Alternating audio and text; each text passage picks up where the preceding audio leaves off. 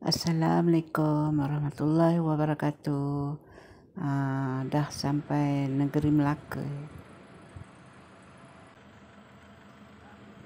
Dah sampai tu macam-macam lah kan. Nak pergi ke toilet semua. Kalau kita dah uzur, macam ni lah. Tetap semangat. Mudah-mudahan abang dan Kak Leha sehat. Doakan opah juga. Kita dah sampai Melaka ya.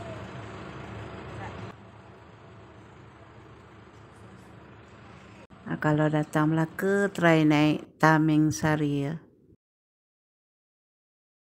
Kalau dah ada anak kecil tu, bancuh susu lah, itulah inilah. Oi, panasnya. Kalau tu. Tu kedai. Iyalah, tak kisahlah. Tu yang tu lah mak. Menara tu. Menara tu sat lagi. Dia turun dah. Kan betul kan? Nampak ke? Kalau dah pergi sesuatu tempat tu mestilah nak bergambar kan.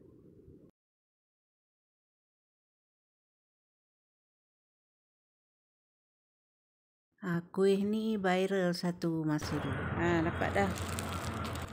Mahal, satu biji RM1.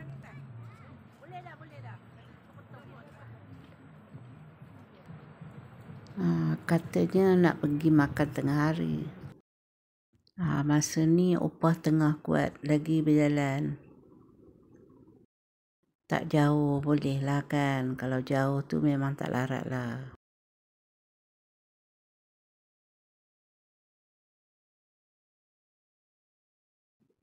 Nasib lah dapat ada meja. Time tengah hari orang memang ramainya. Makan tengah hari ya. Masing-masing dah lapar. Yang sekecil ni pun tak tahu nak duduk diam. Mamanya pergi order barang pula dah. Order nasi.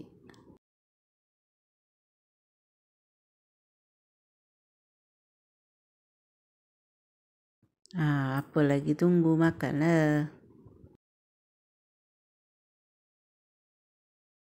Siput sedut masak lemak kuning memang sedap. Ikan bawal asam pedas. Kerang sambal.